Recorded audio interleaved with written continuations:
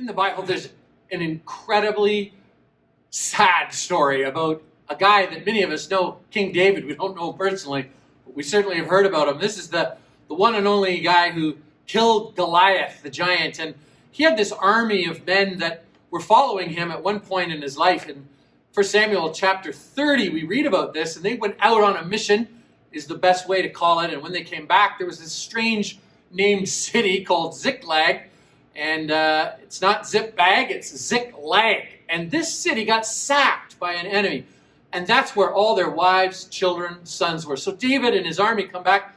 Everyone they love was taken, not killed. It was a day that the enemy who had come and done it, they didn't kill the people, the wives, the children, the daughters.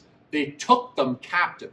And it was heartbreaking for all these men who were joining David in battle, and they didn't know what to do. There was an initial shock, a situation that they weren't anticipating, like what some of us are facing today, maybe a job loss or a worry about something in the pandemic. The world's changed so much. Stresses on family situations, and like kids looking at you saying, "Mom and Dad, what do I do?" And you see a lot of tension building, people having a hard time being able to frame what's happening or even just emotionally take it. And here you have a situation that's far more extreme than what a lot of us are facing, that all their families, wives, people they care about, they love, not only were they socially distanced, they were taken captive by an enemy army. It was awful. And so these men didn't know what to do. The Bible gives a strategy here which took place in David's own life. And it said what David did, and this is something that I felt stirred in my heart. Last week when I heard this and saw this, and I saw it again in the Bible and studied it a little bit, I thought, wow, that is really something. And what it says David did is he didn't go to other people and say, get a word from the Lord as to what we're to do. It said David got a word from God himself. Many of us at this time, one of the keys is as the world changes and transitions and falls apart, we don't want to just listen to what everyone else is saying. I sat on a conference call with a bunch of pastors who said in the United States, they said that what's happening is this just wild amounts of people just freaking out at every conspiracy theory, all the things people are saying.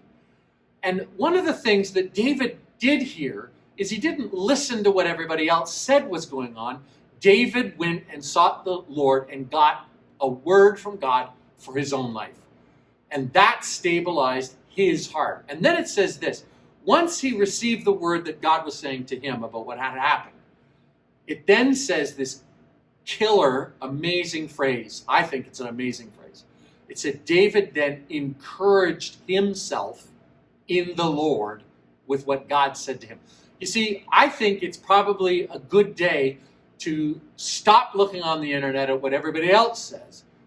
And whatever army has come against you, find a corner in your house, get down on your face, or sit down, or pray, open, call out to God, and get a sense in your own heart.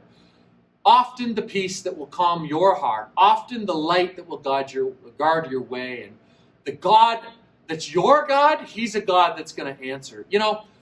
I just remember this cool story about Elijah and Elisha. They had this big battle, and over the two lifespans of these two prophets, they kind of wrestled back from Jezebel and the work of the enemy that was infiltrating into Israel. And there was this one instance where Elijah goes up on Mount Carmel and says, the God who answers by fire, that's the God who is the real God. And God was true, and he answered Elijah's prayer and lit this big fire and this sacrifice up on the prophets, calling out to God. God will light a fire for you. God will, when you say, how do you encourage yourself in the Lord? Allow God to speak something into your heart, whether it's softly or strongly. Observe God move on your behalf. And then encourage yourself. Listen to what God is sending your way. One of the things is when you're playing as a dad, maybe if you have kids or a grandpa, you're playing kind of throwing baseball or playing football with your son, kind of pass the ball back and forth. The key is when the ball's coming, catch it. When God sends you something, take it. Don't just let that pass you by. God's speaking. God can send something that not only has David held on to it, but he encouraged himself in what God was saying. Embrace, pronounce what God is saying. Speak it out and let that witness to your soul. Let that grow like a fire in your heart. Let God light a spark by a word he speaks to you into your heart and let that fire burn. Encourage yourself in the Lord today.